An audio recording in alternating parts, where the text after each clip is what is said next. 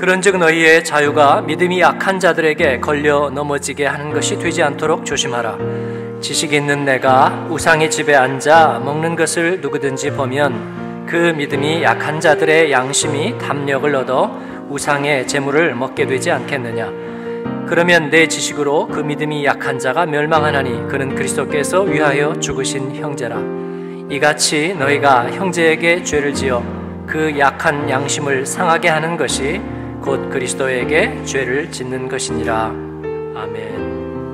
오늘 고린도전서 강의 17번째 시간, 한 생명을 살리는 자유라는 제목으로 여러분과 말씀을 나눕니다. 주후 1세기경의 지중해 사회, 그리고 그 가운데서도 신흥무역항인 고린도, 헬레니즘, 또 로마 제국, 그리고 각 나라, 각 민족, 그리고 각 언어가 몰려든 곳, 전통도 없고 규범도 질서도 존재하지 않았던 고린도 사회. 당연히 그런 사회라면 모든 인간의 문제가 다 집약되어 있는 마치 시장의 좌판 같은 사회였을 것입니다. 고린도 교회는 그 사회에 처음으로 세워진 그리스도 교회로 그들 가운데 있었습니다. 지난주에도 그들에게 종교의 문제, 할례의 문제, 그리고 노예 제도의 문제, 그런 사회적, 종교적, 도덕적 갈등들이 그들 가운데 있었다는 말씀을 나눴는데, 오늘 그 고린도 교회에 또 다른 문제가 제기되고 있습니다. 그건 뭐냐면 우상에게 바쳐진 고기들이 그 사회에는 유포되었었는데, 이제 예수님을 믿게 된 그리스도인이 우상에게 제물로 바쳤던 고기가 분명한 식탁에 앉아야 되느냐 말아야 되느냐, 그런 질문이었습니다. 적은 문제처럼 보이지만 그것은 적은 문제는 아니었습니다. 왜냐하면 당시에 신전에 바쳐지는 그 고기는 어마어마하게 많았습니다. 그래서 그 고기들이 다시 시장에 다시 유통이 되는 것입니다. 그러니까 사실 알 게 뭡니까? 어떤 고기가 우상 제물에게 바쳐졌던 고기인지 아닌지, 뭐 오늘날처럼 뭐 우상 제물 프라이 뭐 이렇게 하든지 말이에요. 뭐 순수 비오 뭐 그런 특별한 표식이 없고 보면 잘 구별이 되지 않았던 거죠. 그러나 그런 고기에 굉장히 거리낌을 갖고 있던 종교적인 사람들, 또 예민한 사람들이 많이 있었습니다. 당연히 유대인들이었던 그리스도인 그랬을 거고요. 그 외에도 굉장히 양심이 민감하고 또 예수님을 믿고 정말 정결하게 살려는 사람들이 그 문제가 걸림돌이 되었습니다. 그런데 이방인 출신들, 또 좀 대범한 사람들, 그리고 그리스도의 복음으로 인해서 정말로 자유케 되었다고 믿는 사람들은 아무런 거리낌을 갖지 못했습니다. 뭐 그런 걸 가지고. 그러는 사이에 그들 사이에 대립과 불신은 깊었습니다. 누가 우세했을까요? 아무거나 먹어도 상관없다는 사람들이 역시 좀 우세했습니다. 그들의 논리가 있었는데, 그들의 논리는 이 오늘 본문 말씀에 나와 있듯이 우상이라는 것은 실체가 없는 거야. 하나님 외에는 신이 한 분밖에 없잖아. 그러니까 우상에게 바친 고기도 사실은 아무것도 아니라고, 그게 무슨 마가 끼거나 그 고기에 무슨 악이 오염되거나 그런 일은 일어나지 않는다. 다른 고기와 똑같다는 것이죠. 그래서 이런 고기 먹는 일을 터부시하는 사람들에게 꽉 막혔구만. 그들은 비웃으면서 우상에게 바쳤던 고기가 요리된 잔치에서 아무런 거리낌 없이 먹고 마시면서 자신의 자유를 만끽했던 것입니다. 성경은 여기에 대해서, 그리고 그들에게 복음을 전했던 복음의 사람들은 그들에게 어떤 답을 줄까요? 아니, 오늘날의 교회는 사회적인 갈등과 사회가 우리에게 주는 그 어려운 질문들에 대해서 무엇이라고 답을 할까요? 오늘 말씀은 우리가 많은 것을 알고 있다고 그렇게 교만하게 문제를 내지만, 그러나 하나님만이 진정하게 모든 것을 알고 계신다, 그렇게 얘기하고 있습니다. 우리가 알고 있는 것은 알고 있는 것의 전부가 아닙니다. 오히려 성경의 관심은 다른 데 있습니다. 이 문제로 고민하던 어느 이웃이 그 자리에서 아무렇게나 먹고 마시는 한 그리스도인의 모습을 보고 큰 혼란과 불안을 느낀다면 누가 진리의 기준을 세울 것인가? 그 형제를 안내할 수 있는 사람은 누구인가? 그렇게 묻고 있는 것입니다. 복음은 우리에게 찾아오는 믿음의 이름으로 그리스도인을 고발하는 모든 고발을 무력화하는 것이 바로 복음입니다. 본문 말씀은 하나님은 우리가 먹는 음식으로 우리의 믿음의 등급을 매기지 않으신다고 말합니다. 우리가 거리낌 없이 먹었다고 해서 칭찬받고 등급이 높아지는 게 아닙니다. 먹지 않고 거리낌을 가졌다고 우리의 믿음이 위대해지는 것도 아닙니다. 그러면 무엇입니까? 하나님은 우리에게 주신 자유의 선물이 우리에게 부주의하게 사용되어서 다른 그리스도인들이 바른 길에서 벗어난다면 바로 그것이 문제라고 가르치십니다. 우리의 마음이 떳떳하고 자유하더라도 형제자매 중에서 한 사람이라도 걸려 넘어질 우려가 있다면 먹지 말고 하지 말고 가지 말아야 하는 것입니다. 물론 오해의 소지는 있어요. 그러면 예수 믿는 사람들에게는 문제 하나만 걸면 그 사람이 꼼짝을 못하겠네요. 문제 삼는 사람이 갑이 되겠네요. 아니요, 그것은 틀렸습니다. 그래서 걸고 넘어지는 사람에게 우리의 믿음을 볼모로 잡히고 결국은 자신 없는 방관자가 되는 것, 이것을 얘기하는 것이 아닙니다. 우리는 이런 류의 논쟁들을 잘 알고 있어요. 어떤 이들은 신앙에 대답할 수 없는 어려운 문제들을 만들어서 이제 가슴이 뜨거워지고 그리스도 이름으로 살고 싶어하는 순수한 그리스도인들이 대답하지 못하게 몰아세우고 그리고 멸시하곤 합니다. 우리의 대적 원수는 우리를 향해서 너의 믿는 하나님이 어디 있느냐? 날마다 속삭이는 거예요. 복음 설교자로서 가끔 곤혹스러운 건 뭔 줄 아세요? 저는 예수님 외에 중요한 건 없다고 생각해요. 주님 은혜 아니면 저는 아무것도 아니고 살 수도 없다고 생각해요. 그런데 어느 날 갑자기 저에게 누군가가 목사님 가만히 보니까 되게 이기적이에요 라고 얘기한다면 저는 굉장히 혼란에 빠질 것 같아요. 예수님 없이 살 수 없는 사람, 그러나 이기적으로 비추는 사람, 굉장히 정죄 받을 것 같아요. 집회 가서 은혜 받고 눈물 콧물 흘리고 와서 주님, 자기 아내 보는 앞에서 남편이 기도하고 이렇게 오는데 아내가 차 안에서 당신은 참 편하겠어? 당신 생각만 해? 이건 뭐지? 네. 큐티 열심히 하고 그리고 열심히 기도하고 또 우리 순식구 출산했는데 나 빨리 가봐야 돼. 자, 여보, 전화해서 갑자기 차 좀 보내줄 수 있어? 이렇게 갑자기 얘기해. 나 지금 가야 돼. 우리 순예배 모임하러 가야 돼. 종종거리는 모습을 보면서 남편이 한마디 합니다. 내가 보면 당신 참 늘 눈물 짓고 그렇게 종종거리고 그런 모습 보면 참 내가 볼 때는 딱한데 하나님이 당신에게 기뻐하는 모습이 정말 이럴까? 당신의 믿음은 뭐야? 이런 말에 대답할 말을 알려드립니다. 건들지 마. 주님을 향한 나의 사랑은 무조건이야. 하나님은 스스로 교만한 지성 대신에 겸손한 사랑의 마음을 기뻐하시는 줄 압니다. 우리는 만물의 마지막 찌꺼기 같은, 마치 버림받은 인생과 같은 그 가운데에서 주님을 영접하고 주님을 알았습니다. 우리에게 돌아보니 대단한 것이 없습니다.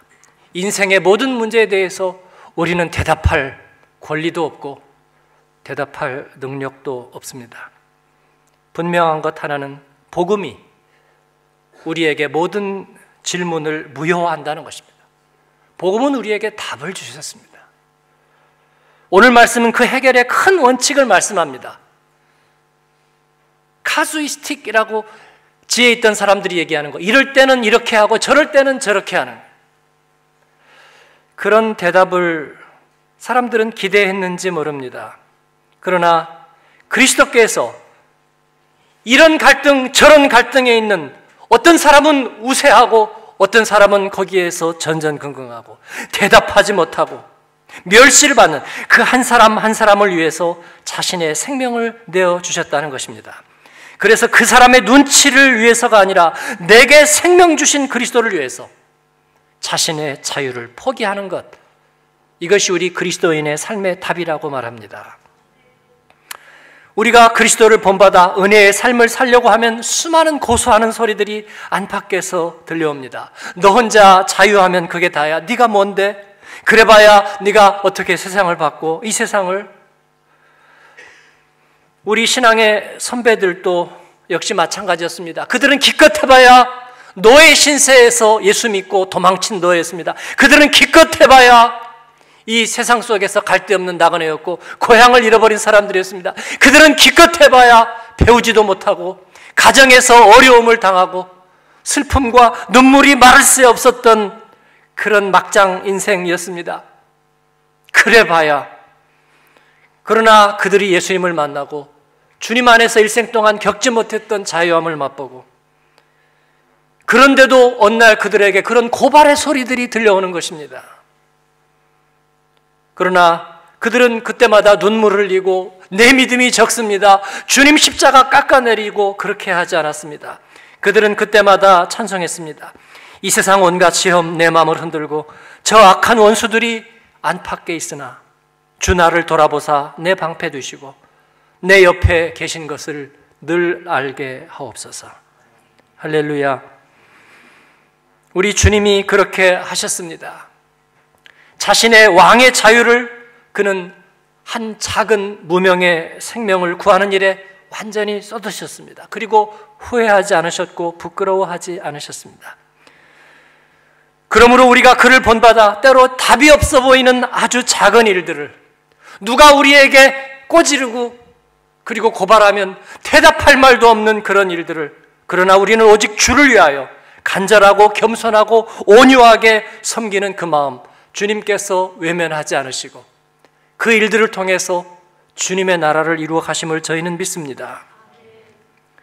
고린도 교회를 향한 복음의 일꾼들도 그 마음이었습니다. 세상 문제 해결하려는 생각 없습니다. 모든 문제에 답을 주고 그리고 그 사회의 문제를 교회가 떠맡으려는 생각도 없었습니다. 주 1세기의 지증의 신흥 항구도시, 퇴폐와 방임의 극치를 달리던 세속도시, 그 한가운데 교회를 세운 복음의 사람들의 마음은, 그러나 그 가운데 가장 아름다운 복음의 DNA를 심어 그 예수의 십자가의 복음과 그 마음을 심어 마치 예수님의 십자가가 그 처절한 가운데서도 하나님의 구원의 아름다운 이야기를 마음껏 드러내셨던 것처럼 그 고린도 그 한복판에서 예수 그리스도의 이야기, 그 한 생명을 위해서 자기의 자유를 버리신 이의 이야기를 전하고 있는 것입니다.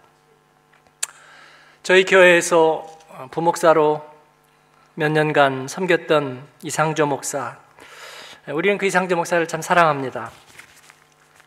유학생 교회를 5년간 눈물로 담임하고 그러느라 학위도 많이 늦어졌습니다. 또 저희 교회 와서 4년간 섬겼습니다. 새벽마다 1년은 울면서 목회 때 받은 상처들 회복하는 시간들을 가졌습니다. 학위를 마치고 한국에 돌아갔어요. 그리고 제가 한국 가서 처음 돌아간 이후에 만났을 때 이야기입니다. 여름에 만났는데 그동안의 이야기를 풀어놓았습니다. 그 내외는 귀국해서 갈 데가 없어서 처갓집인 의정부로 갔다가 거기 사는 것도 여의치가 않아서 그 근처에서 방을 얻어 살게 되었습니다. 이상조 목사는 형이 신장 질환이 아주 장기화돼서 투석을 하는데 이게 투석도 이제 말기가 되었어요. 그래서 기도하다가 그 형에게 자기 콩팥을 기증하기로 결정하고 한국에 들어간 겁니다. 형에게 콩팥을 기증하기 위해서 기다리고 또 그 가정은 아이가 없습니다. 아이를 입양하기로 하고 또 기다리고 먹고 살 길이 막연하니 사모는 유치원에서 일할 자리를 알아보고 또 기다리고 교회는 마지막으로 한국에 있을 때 섬기던 교회의 사랑을 받아서 빚을 갚아야 된다며 대전에 가서 파트타임으로 교회를 임시적으로 섬겼습니다. 박사를 했으니까 강의를 해야 되지만 이제 시간 강의하면서 포인트를 따야 됩니다. 그런데 처음에 아무 데서 오라는 것은 아니죠. 그래서 또 대전에 가서 강의를 하게 됐어요. 의정부에서 주중에 대전으로 강의를 갔다 오고 그 다음에 주말이 또 대전으로 가서 파트타임으로 교회를 섬기고 오고 너무나 힘이 들고 왔다 갔다 괴롭고 힘들었습니다. 그 얘기를 들으면서 마음이 이렇게 젖어오는데 그러면서 목사님 제가 의정부에 가까운 집 앞에 있는 교회를 가서 기도하게 됐습니다. 그러면서 그 이 목사님이 뭐라고 얘기한 줄 아세요? 저는 한국 사회가 정말 비관적이었습니다. 오늘 기독교에 제가 회의를 갖게 됐습니다. 뭐 그런 얘기를 한 게 아닙니다. 목사님, 그 교회 가서 제가 그만 방언을 받아버렸습니다. 제가 폭소를 터뜨렸어요. 정말 너무나 아재 개그보다도 재밌어서 눈물을 막 찔끔찔끔 흘리면서 웃었습니다. 목사가 된 지도 한참 됐고 목회를 하면서도 받지 않았던 방언을 그 정말 답이 없는 생활을 하면서 어느 날 갑자기 그에게 어떤 비관적인 마음의 절망을 주신 게 아니라 하나님께서는 그에게 방언의 선물을 주신 거예요. 하나님의 유머라는 생각이 들었어요. 하나님의 방법이라는 생각이 들었습니다.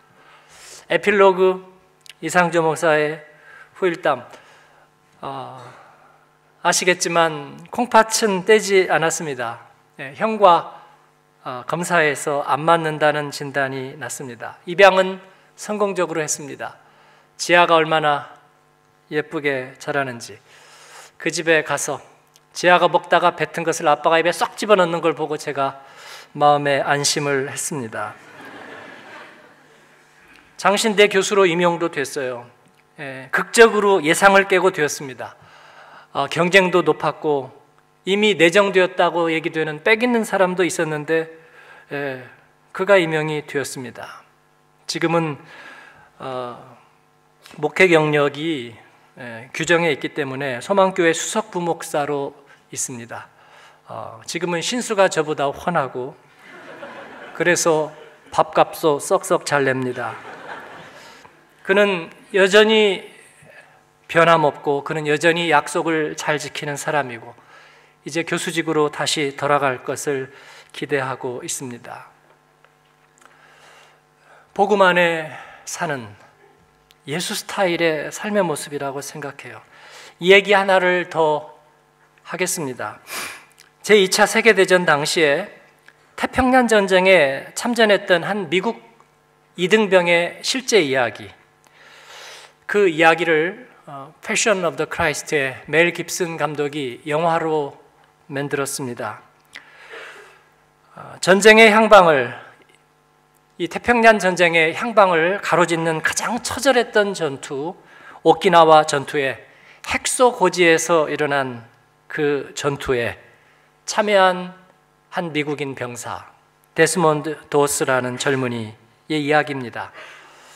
이 데스몬드 도스는 제7 안식일 교인이었어요. 저는 교리적으로 그 제칠 안식일이 이제 토요일을 안식일로 섬기고 있잖아요. 얼마나 다른지 사실 제가 잘 알지는 못해요. 또 이 이야기를 통해서 제 약간 선입견이 바뀌는 계기가 된 것도 사실입니다. 그는 집총을 거부하는 입장이었습니다. 집총을 거부하면 양심적인 병역 거부자가 되어서 군사재판을 하거나 그래서 영창을 살고 또 군대는 안 가고 더군다나 전쟁 시에는 전쟁에는 안 나가는 그런 이유가 되는데 이 친구는 특별했습니다. 집총은 거부했지만 전쟁에는 자원을 한 겁니다. 자기는 위생병으로 참여하겠다 그랬습니다. 그렇게 해서 입대를 했지만 군은 그러한 데스몬드를 이해하지 못했습니다. 그는 죽어가는 이웃들을 생각하면 집에 있을 수는 없다고, 그러나 총은 잡지 않고 성경 말씀대로 생명을 죽이지 않고 대신 살리겠다고 말합니다. 그렇게 입대를 하는데 그는 지휘관들과 사사건건 부딪히게 되는 거예요. 이 소총 훈련을 거부하는 이등병을 예쁘게 볼 리가 없습니다. 군의 기강을 흐트러뜨리고 병사들의 사기를 저해합니다. 그래서 그는 동료들에게 모빙을 당하고 결국 군사재판에 다시 회부되는 것입니다. 그러나 그는 집요하게 청원하고 설득해서 총을 휴대하지 않은 위생병으로 결국은 전투에, 그것도 가장 폭력적이고 잔인한 전투에 참여하게 되는 것입니다. 그는 상대편의 집요한 공격에 아군이 이제 견디다가 그 고지에서 다 절벽 아래로 철수한 가운데 망설이다가 위생병 부르는 소리를 포연 속에서 듣고 그는 발걸음을 돌이킵니다. 그 고지에 홀로 남아서 주님 한 명만 더 살리게 해주세요 외치면서 수색하는 적의 청탄이 흐르는 적진을 헤치면서 75명의 부상자를 나르는 기적을 연출합니다. 이것은 사실입니다. 그를 무시했던 중대원들, 그들 중에서 75명이 부상당한 채로 누구는 다리가 잘리고 누구는 가슴에서 피가 흐르고 그 가운데에서 구출을 받게 되는 것입니다. 그의 중대는 그때부터 그가 기도하지 않으면 작전을 시작하지 않았고 결국 그는 부상당한 채로 무사 생還하게 됩니다. 우리는 어떤 한 사람을 영웅시하지는 않아요. 그는 천사가 무슨 하강한 존재는 아닙니다. 그가 집총을 거부하기로 진짜 작정한 이유가 전투 중에 그의 고백을 통해서 나옵니다. 그의 아버지는 1차 대전의 참전용사로서 그 후유증으로 알코올 중독자가 되었습니다. 그리고 가정폭력을 일삼았어요. 그의 형과 동생인 자신을 늘 두들겨 팼다고 그는 고백합니다. 해가 뜨면 해가 튼다고 패고 해가 지면 해가 진다고 팼습니다. 뿐만 아니라 그의 어머니까지 때리고 그의 어머니를 향해서 죽이겠다고 총을 들은 거예요. 이제 청년이 되어서 다시 어머니를 때리고 총든 아버지에게서 총을 뺏어서 아버지에게 총을 겨눕니다. 그때 무너지는 아버지를 보면서 이 데스몬드는 다시는 총을 잡지 않겠다고 주님께 작정하게 된 거예요. 그 장면을 한번 보겠습니다. 그리고 그는 전우들의 오해와 비아냥, 그리고 눈먼 전쟁의 참혹함과 또 치명적인 그 전장을 뚫고 말없이 자신의 믿음을 따르는 겁니다. 총탄은 눈이 없습니다. 믿는 사람, 믿지 않는 사람, 아군, 적군 상관없이 사정없이 총탄은 몸을 뚫어대고 그 사이로 잘려나간 팔다리가 허공을 나르는 그 부조리하고 무정한 전쟁의 참극 속에서 이 영화는 총도 들지 않은 한 앳된 위생병인 이등병이 그 사이를 넘나들면서 한 명 한 명 가망성이 없어 보이는 부상병들을 나르는 이 구원의 존귀함을 보여줍니다. 그의 외침, 주님 한 명만 더, 이 외침이 그 참혹한 전쟁터의 오버랩이 되는 것입니다. 그 영상을 한번 보겠습니다. 사랑하는 여러분, 저는 이 이야기 또 이 영화를 보면서 그런 생각을 했습니다. 나는 주님이 죄와 죽음의 골짜기에서 버려져 있어도 나는 n분의 1 죄와 허물로 죽었던 나를 주님께서 한 명이라도 더 그리고 찾아 구해준 마지막 생명이라는 생각이 들었어요. 그렇게 생각하니까 너무나 마음에 감격이 듭니다. 주님은 나 같은 것 하나를 위해서 왕의 자유를 포기하셨고, 그리고 후회하지 않으셨고 뒤돌아보지 않으셨습니다. 짝사랑하셨고, 그리고 양 같아서 제 길로 가는 저에 대해서 한 번도 두 마음을 품지 않으셨습니다. 주님은 우리를 그렇게 자유하게 하셨습니다. 그리고 그 자유로 다시 세상과 죄를 섬기는 종의 멍에를 매지 말라고 당부하십니다. 그럴 수가 없는 거죠. 그럴 수가 없는 것입니다. 우리가 하는 일이 작다고요. 우리가 주님을 닮으려고 하는 일들이 작다고요. 그리고 우리는 스스로 자기 모순에 부딪힌다고요. 예수님을 사랑하지만 우리는 세상보다 못하다고요. 우리는 그렇게 고발당하지 않습니다. 작지만 위대하게, 한 걸음이지만 바울 사도가 고백하는 것처럼 다른 사람은 몰라도 나는 결승점까지 꼭 갈 겁니다. 끝까지 꼭 갈 거예요. 그렇게 복음의 일을 달리게 할 것입니다. 여러분께 주신 하나님의 은혜는 하나도 헛된 것이 없습니다. 한 생명을 위해서 우리는 부르심을 입었고 우리는 그 길을 달려갈 것입니다. 그러한 여러분들을 축복합니다. 아멘. 같이 기도하겠습니다. 주님 앞에 우리 같이 응답하면서 기도했으면 좋겠습니다. 하나님, 이 값없는 한 생명을 주님께서 값있다 여기셨고 하나님 위해서 모든 것을 주셨습니다. 내 처음 믿은 그 시간이 귀하고 귀합니다. 버림받은 것 같은 인생을 한 생명 더 한 생명 더 우리 주님께서 찾아오셔서 포기하지 않으시고 주님께서 손 내밀어 주시고 오늘 너희 집에 구원이 임하였구나 말씀해 주셨습니다. 가서 너희도 이와 같이 하라 말씀하십니다. 전하는 자가 없이 어찌 듣겠느냐. 주님, 우리가 단지 나그네 인생인 것만은 아닙니다. 저희를 통해서 복음의 척후병이 되게 하시고 하나님 복음의 위생병이 되게 하시고 하나님 쓰임받게 하십니다. 감사합니다. 마지막 호흡까지라도, 마지막 한 걸음까지라도 하나님 우리는 주님을 위해 쓰임받겠습니다. 그 누가 우리를 고발하겠습니까? 누가 우리를 정죄하겠습니까? 누가 우리를 그 사랑에서 끊겠습니까? 하나님, 내가 주님을 찬양합니다. 우리 주님 앞에 고백하며 주님 앞에 쓰임받기를 결단하며 함께 입술을 열어 기도하겠습니다. 기도하십시다. 은혜로우신 아버지 감사합니다. 주님 오늘 내 안에 계시고 내가 주님 안에 있게 하시니 감사합니다. 내가 너를 사랑하노라 말씀하시니 감사합니다. 만물의 찌꺼기 같은 나에게 하나님 그 마지막 생명의 자리를 주셨습니다. 내가 너를 포기하지 않으마. 내가 너를 도와주리라. 나의 의로운 손으로 내가 너를 붙들리라 말씀하십니다. 그 주님이 나를 살게 했고 가서 너도 이와 같이 하려무나 주님께서 부르십니다. 그 복음의 일을 위하여 하나님 우리를 교회 삼으셨고 아버지 하나님 여기까지 인도하셨습니다. 주님 감사합니다. 우리도 포기하지 않겠습니다. 결승점까지 가겠습니다. 주님 부르심의 자리까지 아버지 고발당하지 않으며 우리의 삶의 자리를 아름다운 이야기로 우리의 고린도서로 아버지 그 복음의 이야기들로 하나님 채워가겠습니다. 하나님 축복해 주시고 믿음의 일터를 복되게 하시고 믿음의 가정을 복되게 하시고 하나님의 사람과 또 그 자녀들을 복되게 주님 인도하여 주옵소서. 정직하게 하소서. 진실하게 하소서.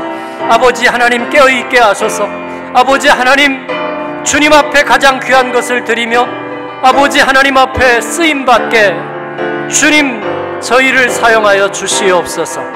주님 감사합니다. 오늘 또 상한 마음을 만지시며 아버지 주님을 찾고 주님을 구하는 이들을 만나주시고 그들 가운데의 인생의 전환점을 맞게 하여 주시옵소서. 하나님의 사람들을 축복합니다. 주의 일꾼들을 축복합니다. 진실하게 주를 찾고 목마른 이들을 축복합니다. 주님 찾아가서 그들의 주가 되어 주옵소서. 감사합니다.